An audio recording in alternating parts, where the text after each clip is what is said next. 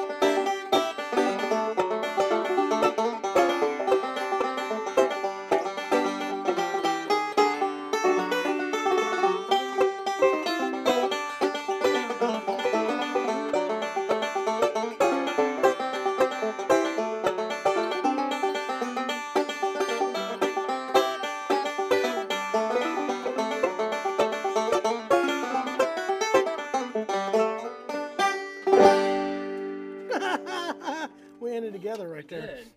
Anyway, that was... You like my start stops? That's my new plan right now is, when I realize I'm about to totally fail and fall over, I just stop. That's all I do. Anyway, I'm going to turn my mic back on now. That was the new Ortega banjos. This is a kind of a cool thing. I want to talk about it just real quick. Oh, I just thought I'd just turn it back on. You sure? Yes. All right. How's this? You're back now? You hear me? All right, there you go. Ortega banjos. This was something that kind of came to us by way of, you guys may or may not already know there's been a major shortage on inventory for a lot of things, especially banjos and banjo parts. So it kind of caused us to have to look in different places. We've always carried Deering, we've carried Recording King, we've carried Sullivan banjos, we've carried a lot of different brands. Now we're kind of being pushed to kind of come up with other things because they were out of parts. And this was a great find for us. Ortega Banjos gave us another option in an affordable banjo, in an import line banjo. This one right here is one of their more deluxe ones with the maple high gloss finish. They do some kind of cool colors. We actually had some of their other ones that had pickups in them, in greens and reds and gray and all that kind of stuff. And we'll have more of those back in as well. But this is a deluxe model with a full gloss finish, maple on this one with a full tone ring. The banjo you have is a burled walnut. It is not a tone ring banjo, but still a good sounding little banjo. Looks great, has a satin finish in there. And again, another awesome alternative. If you're looking for a banjo, I kind of put this in that same realm as the gold tones, as that kind of level of banjo. I think it's a really good option for you to check out. So there you go, Ortega banjos. For you guys that were so mad at me, for you guys out there that were so mad that there's not enough banjo content, now you've got some more. So anyway, that's enough about again, big hand for Alex right there. Do you hear him out there? They're applauding. I hear him. They're applauding right now. All right, so Ortega Banjo, something to check out. Now, a lot of really cool stuff happened this week. Eastman just did a major announcement of 3 new guitars and, no, it's actually 3 new instruments. One of them's an octave mandolin. One of them is a guitar, acoustic guitar, and another archtop guitar. I've got all 3 of those coming in. But the big one everybody's talking about right now, the Eastman E20D and also OM MR-TC. That stands for Madagascar Rosewood in a Thermocure guitar. Brand new, coming out hopefully this summer. It's something I've been kind of watching and working with the folks over at Eastman on. And here's the good news. We have secured the majority of those guitars. They are secured and will be in here, and we are letting people start to take pre-orders on those because I have a feeling it is going to be one of the most sold guitars for us this year. Madagascar Rosewood, as you all know, is a very expensive option in a lot of high-end builds right now. Kind of, to me, giving you a very close tone and look to a Brazilian rosewood. Obviously, it does not have as crazy of issues with importing and exporting. It is not going to be near as expensive. The good news on this particular guitar is, guys, check me on this one if you can. I think the new Madagascar is $22.15. Is that right? They're going to look it up in here. I think it's $2,600. Another question. What was that? That was, what is the price difference between the Dread and the OM? The Dread and the OM, there is no difference in prices on those. One of the cool things Eastman does is all their various different sizes are all going to be the same price in a series. So if it's an E20 across the board, whether it's a 00, a Parlor, Dreadnought, you know, whatever it happens to be, OM is going to be the same price all the way across on those series. So they don't change it just based on the body size. So this new Madagascar Rosewood that is coming out is going to be offered in both an OM and a Dreadnought, and I'm pretty sure, all right, $22,14.99. So $22.15 right in there. That's going to be the price. Again, you can secure yours right now. It's a 25% deposit, and these are going to be in limited quantities. They're not sure exactly how many they're going to do, but they are going to be limited. So if you're wanting one, get one. I think I'm going to have to bite the bullet and get one myself. This is a marriage of all the things I've been talking to Eastman about for quite a long time. We were talking about doing a flat picker's dream guitar, thermocured tops, Adirondack spruce top with a Madagascar rosewood sides and back. That's pretty amazing. They got a great buy on them, and you guys who don't already know this, for most companies it's way more than $2,200 as an upgrade to get that as an upgrade to any of your rosewood guitars that are out there. So if you're interested in one, make sure to check those out. Like I said, they're also coming out with the new MDO605, which will be the 600 series octave mandolin. Going to be gorgeous in a gold burst, have block inlays, and a pickup already pre-installed. So if you're wanting an upper level octave mandolin, still going to be way under the price of what most of octave mandolins are being priced at nowadays. So check those out. Huh? Am I running out again? No, it says I'm green. I'm green right here. See that? The green, I'm battering right now.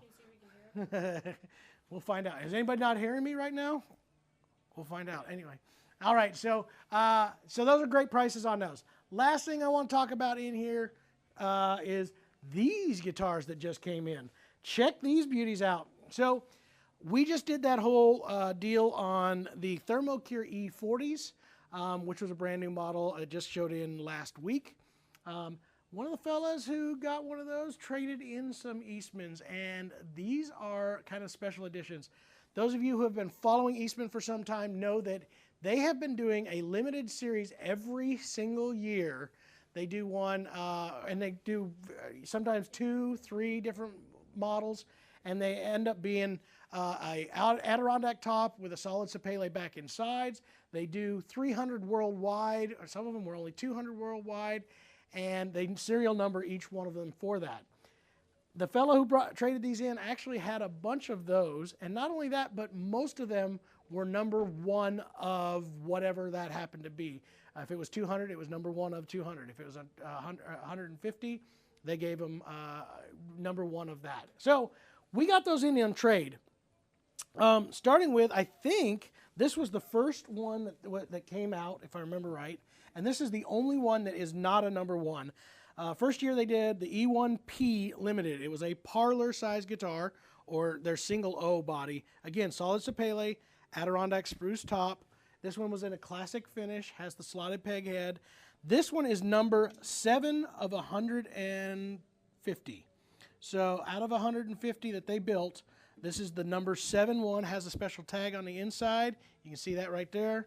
These things sound great. They are really cool, and they were very affordable. Sadly, the market actually put these higher than what they originally sold at. So these are going to be coming up for sale, hopefully next week, if not the end of this week. You'll be able to see them. All of them came with electronics already built in. This one has a Fishman, I believe the Sonotone pickup in here, as well as a padded gig bag. All of them are in mint condition. He kept them in super clean condition. They look great.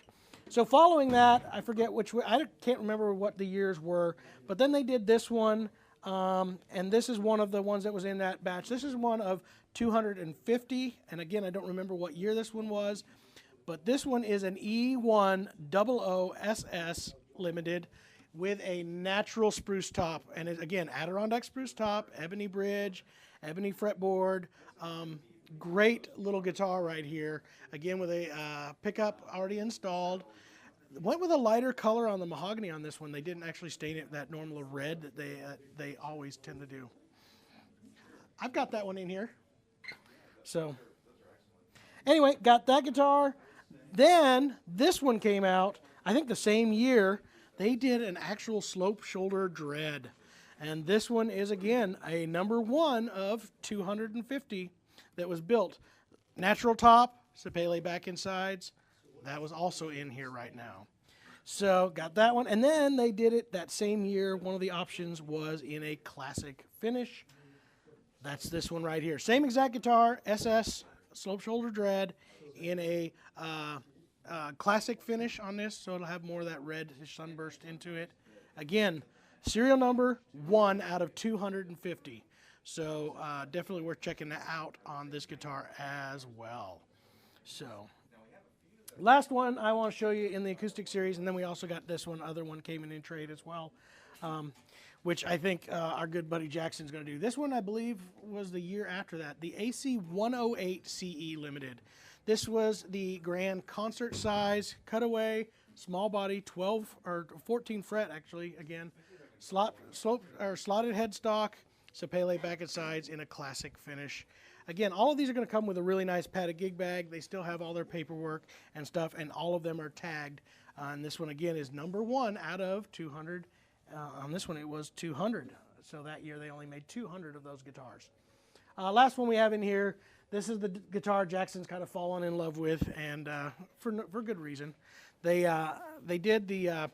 This was one of their thin line models, and actually one of the very first guitars that I've seen in the thin bodies.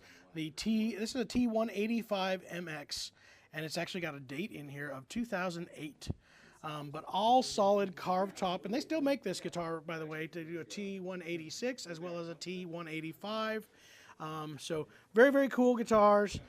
Again, this one will. This one's. I think Jackson's laid claim to it. He thinks he has to have it. So we'll find out about that. Anyway, those are cool things that we got in here. I also want to talk to you because I'm getting a lot of calls. Real quick, is on custom building your own guitar, whether it be from Thompson, whether it be from Boucher, whether any of those. We are doing that, and we are reserving a whole lot of custom build spots right now. If you're wanting to do that. These builders are so far backed up that they're sometimes upwards of 18 months, if not 2 years, till you'll get your guitar. I've already got some of those slots already reserved.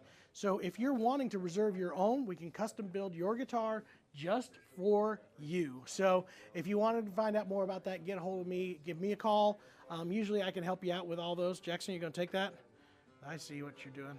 Yeah, he's going to leave now. Bye. See ya. There you go. So lots of cool stuff again. Thanks for joining me on New Guitar Thursday. We did banjos, we did guitars, we talked even about electric guitars.